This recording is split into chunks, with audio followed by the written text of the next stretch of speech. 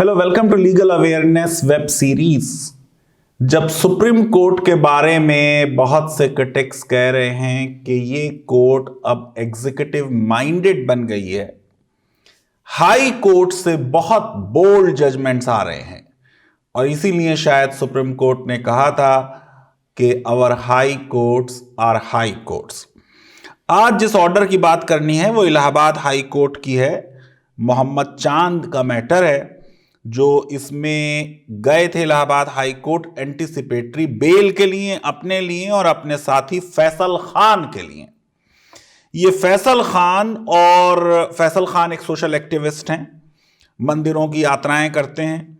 ये मोहम्मद चांद के साथ मथुरा के मंदिर में गए, नंद बाबा मंदिर में 29 अक्टूबर को उनकी बातचीत हुई। जो पुजारी थे उन्होंने लंच कराया, प्रसाद दिया, फिर नमाज का वक्त हो गया, पुजारी की इजाजत से नमाज पढ़ ली। उस नमाज की फोटो वायरल हो गई और उस फोटो वायरल होने के बाद जो रिलीजियस फैनेटिक्स हैं, जो नैरो माइंडेड हैं, जिनको हिंदुइज्म की ब्रॉड माइंडेडनेस और टॉलरेंस की कोई नॉलेज नहीं है, वो एक्टिव हो गए और इनके ऊपर केस हो गया, एफआईआर हो गया। बहुत सी उनके ऊपर धाराएं लगा दी गई, 153A, 295, 505, 419, 420, 467, 471। 14 दिन की न्यायिक हिरासत में चले गए। बाद में इलाहाबाद हाई कोर्ट ने दिसंबर में उनको रेगुलर बेल दी और अब क्योंकि दोबारा अरेस्ट कभी भी हो सकती है, इसलिए ये एंटीसिपेटरी बेल में इनके ये दोस्त जो हैं ये इलाहाबाद हाई कोर्ट गए और इलाहाबाद हाई कोर्ट ने अपने 19 जनवरी के ऑर्डर में इनको एंटीसिपेटरी बेल दी और कुछ बड़ी इंपॉर्टेंट ऑब्जर्वेशंस की हैं जिनके बारे में आज बात करेंगे। मुझे बजरंगी भाईजान फिल्म का एक सीन याद आता है कि सलमान खान जो कि बहुत बड़े भक्त हैं हनुमान जी के, वो और उनके दोस्त उस लड़की के साथ शेल्टर लेना चाहते हैं किसी मस्जिद में और वो मस्जिद में पैर रखते हैं, फिर बाहर आ जाते हैं, फिर रखते हैं। एक डाउट की सिचुएशन में हैं और उसके बाद वो पुलिस आती है और वो अंदर चले जाते हैं और वो जो मस्जिद का, मदरसे का वहां का इंचार्ज हैं ओमपुरी, अब तो दुनिया में नहीं रहे, बहुत बड़े एक्टर हैं, वो ये कहते हैं कि भाई यहां तो कोई भी आ सकता है, ये तो अल्लाह का घर है, इसलिए हम मस्जिद के दरवाजे कभी बंद नहीं करते। ये क्या हो रहा है देश में? आइए कुछ एग्जाम्पल्स आपको दे दूं, फिर इस केस की बात करूंगा। अभी आप देखिए, कोई 2 साल पहले केरला में बहुत बड़ा फ्लड आ गया। थ्रिसुर डिस्ट्रिक्ट का जिक्र है, मस्जिदों में पानी भर गया। फ्राइडे का दिन आ गया, जुमे का दिन आ गया। वहां का जो टेंपल मैनेज करते आए श्री नारायण धर्म परिपालना यज्ञ SDNP, मंदिर खोल दिए गए और मंदिर के अंदर जुमे की नमाज हुई। तो क्या केरला का हिंदुइज्म मथुरा के हिंदुइज्म से अलग है? यूपी के चीफ मिनिस्टर तो केरला में जाके उनको हेल्थ फैसिलिटीज और हॉस्पिटल के बारे में बताना चाहते हैं, जबकि आपको मालूम है उन्होंने कैसे मंदिर को ईदगाह बना दिया गया और ईद की नमाज मंदिर के अंदर हुई। 300 लोगों ने वो नमाज पढ़ी मंदिर के अंदर। यहां 1-2 लोग जो मंदिरों की यात्रा करते हैं उन्होंने नमाज पढ़ ली, वो भी मंदिर के बाहर इजाजत से पढ़ी। जो मंदिर का खास जगह है वहां उन्होंने नहीं पढ़ी वो नमाज, लेकिन फिर भी ये बात हो रही है। और इसी वाकये के बाद यूपी में ही बागपत में एक बीजेपी लीडर ने मस्जिद में जाकर हनुमान चालीसा और गायत्री मंत्र पढ़ा, इमाम साहब की इजाजत लेके, ताकि आपस में प्यार बढ़े। ये नफरत के पुजारी हैं जो देश में नफरतें फैला रहे हैं। और मैं आपको एग्जाम्पल दे दूं, आप ये देखिए कि एयरपोर्ट्स पे दुनिया भर के आजकल किसी एक मजहब की प्रेयर रूम नहीं होता कि ये मंदिर है, ये मस्जिद है। मल्टी फेथ प्रेयर रूम्स होते हैं। उसमें ईसाई भी आके प्रेयर कर लेता है, मुसलमान भी आके नमाज पढ़ लेता है, हिंदू भी आके अपनी पूजा कर लेता है। कर्नाटका में अभी कोई 1-1.5 साल पहले की बात है, डैम का पानी बहुत नीचे चला गया।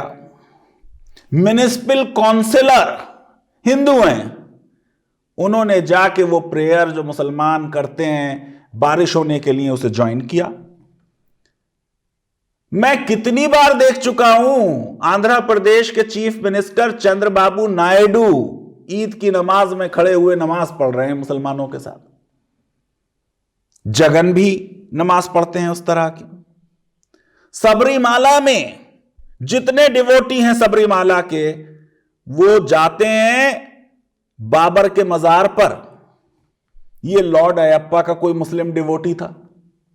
पुरी में जब रथ यात्रा निकलती है लॉर्ड जगन्नाथ की, तो वो आके रुकती है एक मुस्लिम डिवोटी सूफी सेंट के मजार पर, क्योंकि मुसलमानों को अंदर नहीं जाने दिया था, तो भगवान बाहर निकल आ रहे हैं उससे मिलने के लिए। यह है हिंदुइज्म। बिहार के माधी विलेज में, जहां कभी शिया मुसलमान रहा करते थे, हिंदूज जो हैं वो 250 साल से जो मस्जिद है उसको मैनेज कर रहे हैं, वहां 5 वक्त की नमाज करा रहे हैं, मुहर्रम में ताजिया निकालते हैं। यह है हिंदुइज्म। फतेहगढ़ पंजाब में, जहां से बहुत बड़ा माइग्रेशन हो गया पाकिस्तान बनने पे, कितनी मस्जिदें जो हैं वीरान हो गई। यहां एक सिख प्रीस्ट है, 350 साल पुरानी मस्जिद की भी मेंटेनेंस करते हैं और गुरुद्वारे की भी मेंटेनेंस करते हैं। और यह मस्जिद 1 किलोमीटर दूर है उस जगह से जहां गुरु गोविंद सिंह के 2 बच्चों को वजीर खान, जो मुगल कमांडर था, उसने 1705 में जिंदा जला दिया था। इतिहास के बड़े दर्दनाक किस्से हैं, लेकिन क्या उस इतिहास को याद कर करके अपने आज को बर्बाद कर लेना है? जर्मनी की एग्जाम्पल ले लीजिए। अभी इसी मई की कोविड-19 हुआ है। छोटी मस्जिद है, डिस्टेंसिंग नहीं हो सकती। उनकी चर्च की पेस्टर मोनिका मैथियस ने चर्च खोल दी, और वो तस्वीरें मौजूद हैं, आप देख लीजिए कि चर्च के अंदर मुसलमान फ्राइडे की नमाज पढ़ रहे हैं। और इस क्रिश्चियन पेस्टर ने उस फ्राइडे प्रेयर में स्पीच दी, और उसके बाद उसने कहा कि जब ये दुआ कर रहे थे तो मैं उस दुआ में यस यस यानी आमीन आमीन कह रहे थे। हमारे अपने देश में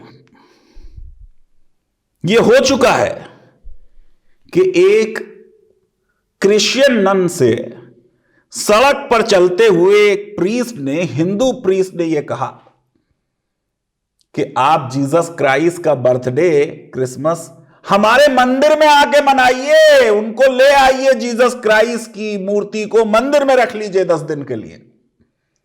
नन समझी मजाक कर रहे हैं, लेकिन ये हिंदू प्रीस्ट सीरियस थे। वो जीसस क्राइस्ट की मूर्ति को लाके मंदिर में रख दिया गया। ईसाइयों ने भी अपनी सर्विस की। सर्विस के बाद हिंदुओं ने उनकी आरती उतारी, और हिंदू ट्रेडिशन को देखते हुए फल बांटे गए प्रसाद में। आप ये देखिए, ये है असली भारत की संस्कृति, असली हिंदुइज्म। ये इलूरू आंध्र प्रदेश का किस्सा मैं आपको सुना रहा हूं, जो मथुरा से कोई 1700 किलोमीटर दूर होगा। अब आइए उस केस के बारे में आ जाते हैं, और मैं दे दूं एग्जाम्पल। इजराइल में जेरूसलम की बड़ी इंटरेस्टिंग मॉस्क है, बैतुल मुकद्दस। ईसाई भी वहां पर प्रे करते हैं, क्योंकि जीसस क्राइस्ट का क्रूसिफिकेशन उसी कॉम्प्लेक्स में हुआ। मुसलमान भी वहां प्रे करते हैं क्योंकि प्रॉफिट मोहम्मद मेराज पर वहीं से हेवेंस में गए, आसमानों पे गए। ज्यूस के लिए भी वो बहुत ही सेक्रेड है। इजराइल एक ज्यूस का कंट्री है, लेकिन मस्जिद अक्सा के अंदर ज्यूस प्रे नहीं करते हैं, वो सिर्फ एक वेलिंग वॉल है, उसके पास खड़े होकर वो बेचारे रोते हैं। अब आप ये देखिए कि ये जो फैसल खान हैं और मोहम्मद चांद हैं, इन्होंने अगर पुजारी से पूछकर नमाज पढ़ ली और ये नमाज पढ़ने में जो, मैं तो कहता हूं कि अगर मंदिर में नमाज पढ़ ली गई तो झगड़ा ही खत्म हो गया। सारा झगड़ा तो मंदिर और मस्जिदों का है, सारा झगड़ा तो वर्शिप और नमाज का है और प्रेयर का है।